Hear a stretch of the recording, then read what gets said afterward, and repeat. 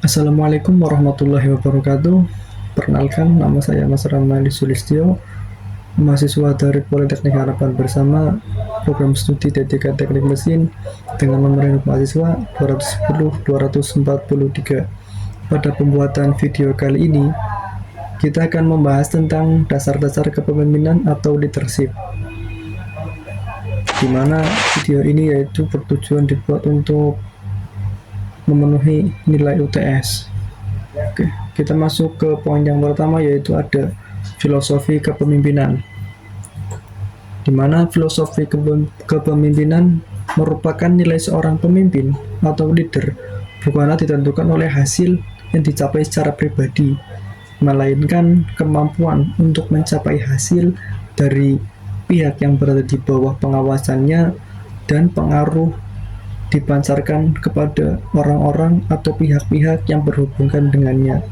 Dapat disimpulkan bahwa filosofi kepemimpinan tersebut yaitu merupakan nilai dari seorang pemimpin itu dapat dicapai bukan secara pribadi, namun bagaimana seorang pemimpin tersebut dapat mengatur bawahannya agar bisa menjadi lebih baik untuk kedepannya.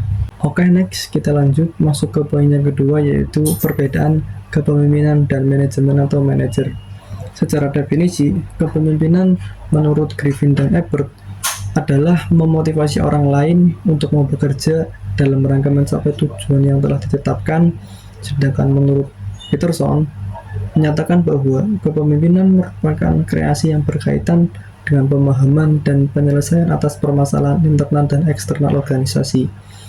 Sedangkan untuk definisi manajemen atau manajer adalah seni dan ilmu perencanaan, pengoperasian, penyusunan, pengarahan, dan pengawasan sumber daya untuk mencapai tujuan yang sudah ditetapkan. Dapat disimpulkan bahwa seorang pemimpin biasanya terdapat jiwa seorang manajer, sedangkan seorang manajer belum tentu seorang pemimpin. Next, perbedaan selanjutnya yaitu antara pemimpin dan manajer. Yang pertama yaitu pokok kerja yang mempengaruhi orang, di mana dimaksud pada poin yang pertama ini yaitu pokok kerjanya si orang pemimpin itu dapat mempengaruhi bawahannya untuk memotivasi juga. Sedangkan untuk manajer yaitu pokok kerja mengelola sumber daya, yaitu juga agak mirip-mirip sama pokok pemimpin, yaitu memotivasi bawahannya agar kerja sesuai standarnya. Selanjutnya yaitu yang poin kedua, bawahan mengolah sendiri, sedangkan untuk manajer bawahannya dikendalikan oleh manajer itu sendiri. Untuk poin yang ketiga, berusaha melakukan peningkatan atau pengembangan, yaitu dimaksud untuk seorang pemimpin harus bisa melakukan peningkatan atau pengembangan dari standar A ke standar yang lebih tinggi lagi. Sedangkan untuk poin yang ketiga, pada manajer menjaga atau meningkatkan yang ada dengan baik. Yang dimaksud adalah si orang manajer itu bisa meningkatkan apa yang distandarkan dari A bisa lebih baik lagi. Selanjutnya yaitu poin yang keempat, menetapkan arah tujuan. Sedangkan untuk manajer pada yang poin keempat, menyusun anggaran. Untuk yang poin yang terakhir yaitu mengurus perubahan. Sedangkan untuk manajer mampu mengembangkan kapasitas untuk merealisasikan rencana yang akan dilalui ke depannya. Next, kita masuk ke poin yang ketiga, yaitu hal-hal apa saja sih yang harus dimiliki seorang pemimpin. Yang pertama yaitu memotivasi diri, kemampuan bicara di muka umum, keinginan mengetahui perkembangan, sikap mental yang baik, mengenali karakteristik bawahan, memotivasi bawahan, berbagi pengetahuan pada bawahan. Kita akan membahas pada poin yang pertama yaitu memotivasi sendiri, di mana seorang pemimpin harus bisa memotivasi diri sendiri untuk meningkatkan kepercayaannya bahwa beliau adalah seorang pemimpin agar bawahannya bisa mengikuti apa yang sudah dia lakukan menjadi yang terbaik. Selanjutnya yaitu pada poin yang kedua yaitu kemampuan bicara di muka umum, di mana seorang pemimpin harus bisa public speaking yang bagus di depan umum untuk memaparkan presentasi agar sesuai titelnya yaitu seorang pemimpin tersebut. Sedangkan untuk poin yang ketiga yaitu keinginan untuk mengetahui perkembangan, di mana seorang pemimpin harus ingin lebih mengetahui perkembangan apa saja sih yang sedang berjalan. Selanjutnya yaitu poin keempat, sikap dan mental, di mana sikap untuk menjadi pemimpin tersebut harus memiliki mental yang kuat.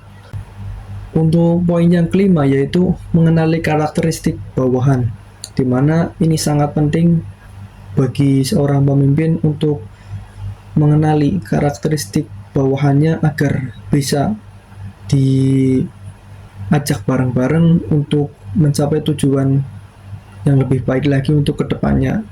Selanjutnya yaitu memotivasi bawahan agar sama-sama bekerja dengan baik untuk mencapai tujuan yang baik juga. Selanjutnya yaitu poin yang terakhir adalah berbagi pengetahuan pada bawahan, di mana seorang pemimpin harus membagikan pengetahuan yang bawahannya tidak tahu agar bawahannya juga bisa lebih baik lagi untuk kedepannya. Ke poin yang keempat yaitu gaya kepemimpinan.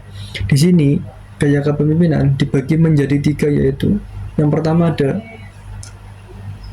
demokratik, yang kedua ada autokratik, dan yang ketiga ada free reign leadership. Kita masuk ke poin yang pertama yaitu kepemimpinan demokratis. Kepemimpinan demokratis adalah gaya kepemimpinan yang biasanya dilakukan pemimpin perusahaan yang dilaksanakan di forum dengan bawahannya untuk mengambil sebuah keputusan, di mana pada kepemimpinan demokratis ini yaitu seorang pemimpin tidak semena-mena mengambil keputusan sendiri, akan tetapi seorang pemimpin mengajak bawahannya dan dibuat sebuah forum untuk menyelesaikan sebuah masalah tersebut dan mengambil sebuah keputusan yang baik gimana. Itulah yang dimaksud kepemimpinan demokratis. Oke, next kita masuk ke poin yang kedua dalam gaya kepemimpinan yaitu kepemimpinan otoriter. Kepemimpinan otoriter adalah kepemimpinan di mana segala kegiatan yang akan diputuskan oleh pemimpin semata tanpa melibatkan karyawan, di mana dapat disimpulkan bahwa seorang pemimpin itu pada saat pengambilan keputusan itu tidak melibatkan karyawan. Kita masuk ke poin yang ketiga yaitu kepemimpinan bebas kendali. Kepemimpinan bebas kendali adalah gaya kepemimpinan yang percaya pada supervisi minimal dan cenderung memberikan wewenang kepada para bawahan untuk mengambil keputusan. Jadi pada poin ketiga ini, si pemimpin tersebut mempercayai bawahan untuk mengambil keputusan bagaimana yang terbaik untuk mencapai tujuan yang bersama-sama menjadi lebih baik untuk kedepannya di suatu perusahaan tersebut.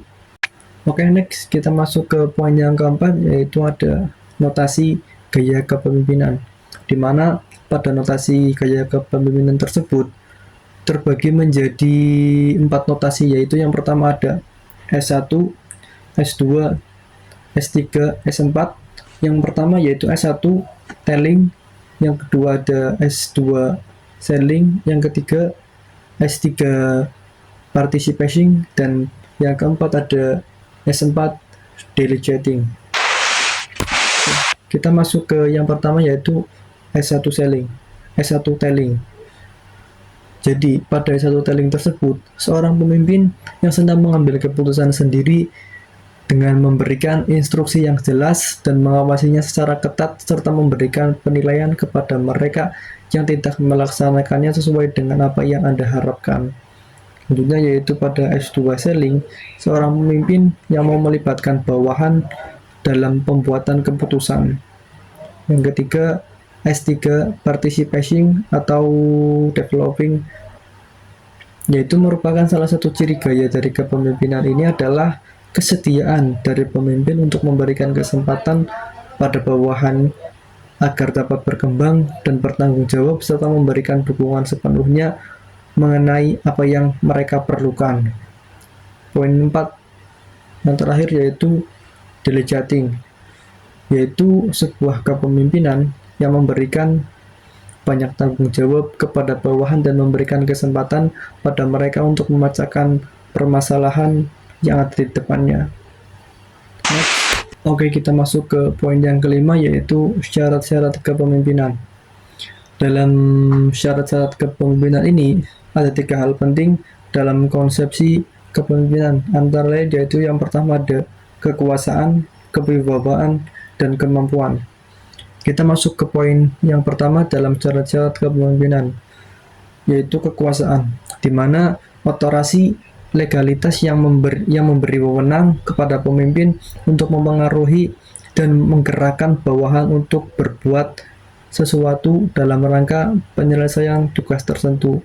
Yang poin kedua yaitu kewibawaan seorang pemimpin, yaitu merupakan keunggulan, harus mempunyai keunggulan, kelebihan, keutamaan sehingga pemimpin mampu mengatur bawahan pada patuh padanya.